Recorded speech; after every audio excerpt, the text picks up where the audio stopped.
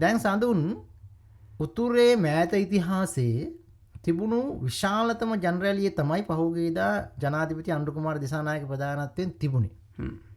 හරිද? ඒක අවිවාදිතයි. ඒක විවාදයක් නෑ ඒක. නෑ. පැහැදිලිව. හරිද? දැන් ජනාධිපතිවරණයේදී උතුරේ දෙමළ ජනතාව විශේෂම යාපනයේ ජනතාව 27000කට ආසන්න ජනතාවක් තමයි ඡන්දය ප්‍රකාශ කරලා තිබ්බේ. ජාතික ජන බලවේගයට. හරිද? දැන් එදා රැස්වීම දැක්කම පොඩක් අවුල් වෙන එක සාමාන්‍යයි.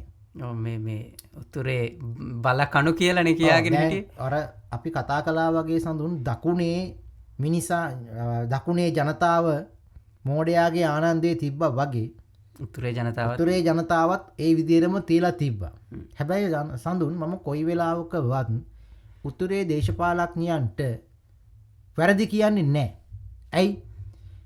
බලන්න මෙහෙම හිතලා හැම වෙලාවෙම සඳුන් මැතිවරණයක් තියෙද්දි රටේ ජාතික මැතිවරණයක් විශේෂම ජනාධිපතිවරණයක්. ජනාධිපතිවරණයක් තියෙද්දි දකුණේ ජනාධිපති අපේක්ෂකයා උතුරට ගිහිලා රැස්වීම් තියෙනවා. ඒ සඳහා උතුරේ දේශපාලන ව්‍යාපාර සමග ඔහු ගනුදෙනුවක් හදා ගන්නවා. හරිද? හැබැයි මහ මැතිවරණයක් තියෙනකොට ඔබ දැන් මේ මහ මැතිවරණේ කොහේ හරි දැක්කද උතුරේ ඉන්නවා මේ දකුණේ අපේක්ෂකෙක්? මම කියන්නේ මේ අරගොල්ලොත් එක්ක නෑ. කවුරුත් නෑ. ඒක හරි. ඒ කියන්නේ ගනුදෙනුවක් නෑ ජනතාව එක්ක. දකුණේ නායකයාට තිබුණේ දකුණ කියලා අපි අදහස් කරන රටේ ජනාධිපතිවරයා හරි එක්ක අගමැති ඒ පත් වෙන ප්‍රධාන පක්ෂයේ පත් වෙන කෙනා. ඔහුට ගනුදෙනුවක් තිබුණේ උතුරේ තමන්ගේ බලය ගන්නකම් විතරයි. අර දේශපාලන පක්ෂවල කණ්ඩායම් එක්ක විතරයි. ජනතාව සමග ඔහුට බද්ධ වීමක් නෑ. මට පැහැදිලිව කියන එක. ඔව්. පැහැදිලිද මම කියන දේ? ඒක තමයි ලාංකීය දේශපාලන ඉතිහාසයේ මේ තරම්ම මේ තරම් දුරට මේ දමිළ භාෂාව හෝ වෙනත් භාෂාවක් කතා කරන මිනිස්සු සහ සිංහල මිනිස්සු අතර ગેප් එක හැදුනේ.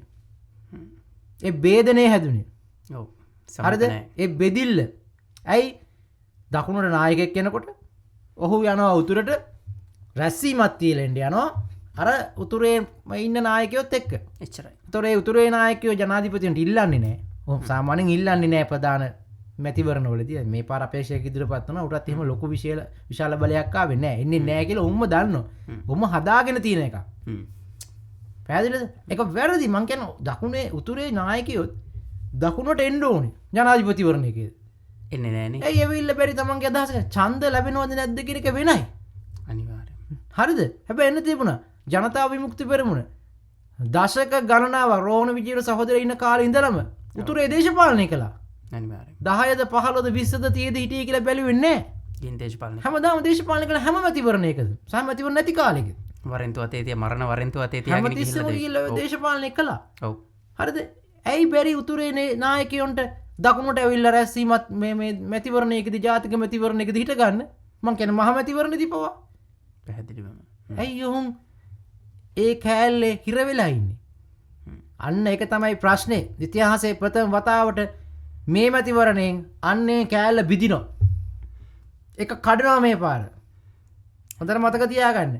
උතුරේ ඔය ආනන්දේ ඒ කියන්නේ උතුරේ ජනතාව එක ආනන්දයක තියලා බය කරමින් ඔවුන් සමග පමණක්ම ජීවත් වෙච්ච උතුරේ දේශපාලන නායකයන්ට සිද්ධ වෙනා මේ පාර එන්න දකුණේ ආණ්ඩුවත් එකට හිට ගන්න. හරිද? මම හිතන්නේ ජාතික ජන බලවේගය ඒ සඳහා සූදානම්. මොකද 3න් 2 නෙමෙයි සඳුන් 6න් 5 ගත්තත් ආරාධනා කරන්න පුළුවන් එන්න පුළුවන් උතුරේ ඉන්න සුමන්තිරණ නැතිල හැමෝටම ඇවිල්ලා මේ පාර්ලිමේන්තුව ඇතුලේ හිට ගන්න පුළුවන් ආණ්ඩුවත් එක්ක. ඇයි? මධ්‍යම ආණ්ඩුව ගන්නත් රටේ ප්‍රධාන ආණ්ඩුව ගන්න තීන්දුව අගමැතිවරිය හැටියට අගමැතිවරයා හරි ජනාධිපති හරි ගන්න තීන්දුව ඒක මාතරටත් උතුරටත් යාපනයටත් එකයි. පැහැදිලිවම. නේද? කිසි වෙනසක් නැහැ.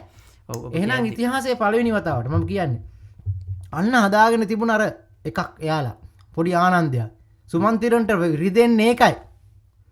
සුමන්තිරන්ගේ පෝස්ට් එකේ තියෙන මේ වේග ඒකයි. සුමන්තිරන්ලගේ මෙච්චර දශක ගානක ආතල් එක කුඩු වෙන්න යන්නේ. ආතල් එක කුඩු වෙන්න යන්නේ කියලා ඒගොල්ලෝ දන්නවා සඳුන්. මොකද ජනාධිපතිවරණයේ ඉවර අවසන් වී පැය 24ක් යනකොට උතුරේ මිනිස්සු දකුණේ නායකයා වැළඳගත්තා. ඒ මොකක්වත් නිසා නෙමෙයි. මොකද සඳුන් ඒකේ පොඩි දේශපාලනයක් තියෙනවා. ජනතාව විතරම උතුරේ දේශපාලනය කළා හැමදාම. හැබැයි බලය ගනීද නැද්ද බලය ගන්න එකක් නෑ කියන මතය දකුණේ දේශපාලඥයොත් උතුරේ දේශපාලඥයොත් හදලා තිබුණා. කොට මතකයිනේ මේ ජනාධිපතිවරණේ අවසන් මොහොතේදී සාකච්ඡා කර ඉඳලා අන්තිමට ඔව් අන්තිම ඉඳලා මොහොතේ ඇතුලේ අරබුද හදාගෙන සජිත් දෙතුන් දීලා පැත්තකට එහෙම කැඩිලා වුණා. ඔව් හරිද? ඒ කියන්නේ පළවෙනි වතාවට ඉතිහාසයේ එහෙම ප්‍රශ්නයක් ආවේ මේ පාර. දෙදරුවා ඒගොල්ලෝ දෙදරුවා ඒගොල්ලොන්ගේ අදහසත් මතවාදයේ දෙදරුවා. ඔව් රයිට්? හැබැයි වෙනදට එහෙම නෑනේ. තනි මතේට රනිල්ට හරි. සජිත්ට හරි. එච්චරයි. ඔව් හරි සජිත් ගිහිලා වේදිකාව නගින්න විතරයි ඕනේ මේ මේම කළා දුන්නා. රනිල් ගිහිලා වේදිකාව නගින්න විතරයි ඕනේ දුන්නා. හැබැයි ඉතිහාසයේ ප්‍රථම වතාවට අන්න අර ප්‍රශ්නේ හැදුනේ පහුගිය ජනාධිපතිවරණේ. දැන් ඒක අවිල්ලා තිනවා වෙන ලෙවල් එකකට. හරිද? දශක ගණනාවක් උතුරේ මේ දේශපාලනේ අලුත් මාවතකට ගේන්න වැඩ කරපු තරුණයෝ හිටියා. ඒ තාරුණ්‍ය එළියට ආවම ජනාධිපතිවරණයෙන් පස්සේ පළවෙනි වතාවට. ඒක මහා වේග අපි ඉදා කතා කළා. ඔහුන් ආවා තමුත්තේගමට වෙනකන්. ඔව් ඇවිල්ලා බැලුවා මේ ජනාධිපතිවරයා කවුද කියලා. ගෙවල් හොයාගෙන ආවා. ගෙවල් හොයාගෙන ආවා. මිලියන ගණනක් ඒ වීඩියෝ බලන්න තිබුණා. මිලියන ගණනාවක් බැලුවා මිනිස්සු ආශ්වාදයටපත් වුණා. අර අමන්දාන අර ආනන්දයෙන් එළියට ආවා. ඔව් හරිද? ITK එක දෙවිඩි ජාතික සන්ධානය LTT එක ඔය ඔක්කොමලා අදපු ආනන්දයෙන් එළියට ආව මිනිස්සු. ඇවිල්ලා බැලුවා මීට වඩා ලෝකයක් ලෝකේ තියෙනවා. මීට වඩා හොඳ රටක් ලංකාවේ තියෙනවා. එහෙනම් අපි එන්න ඕනේ තන්ට. රයිට්? දැන් මේ මැතිවරණයෙන් හරියට මේක බලා ගන්න පුළුවන්. පැහැදිලිවම. හරිද?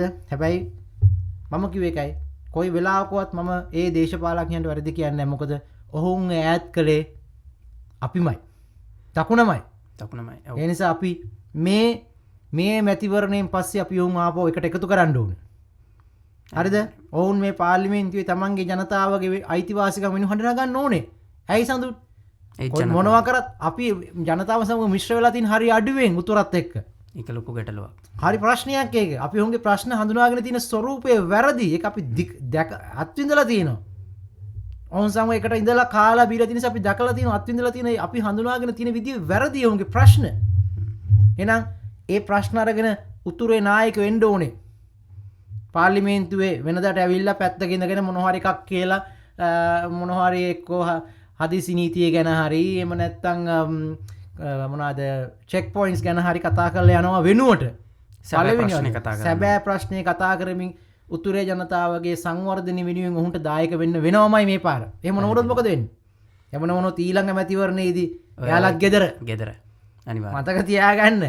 දකුණේ මේ දේශපාලකයන්ට වෙච්ච දේ උතුරේ දේශපාලකයන්ට කරගන්නවද නැද්ද කියන එක මේ පාර ඔවුන් තීරණය කරන්න ඕනේ. නිසා වගේ ට්වීටර්ස් දාලා හරියන්නේ නැහැ. හරිද? එන්න. ඇවිල්ලා හැබැයි ඇත්ත ප්‍රශ්නේ අරගෙන ඇවිල්ලා පාර්ලිමේන්තුවේ කතා කරමින් ජනාධිපතිවරයා ජාතික ජනබලවේගයේ අගමැතිවරයා තුල පාර්ලිමේන්තු කණ්ඩායමක කතා කරමින් විසඳුම හොයන්න. අනිවාර්යයෙන්ම. විසඳුම හොයන්න. මේවා තවදුරටත් වළංගු නැහැ. ඔය වළංගු නැහැ. මේ වළංගු නැහැ තවදුරටත්.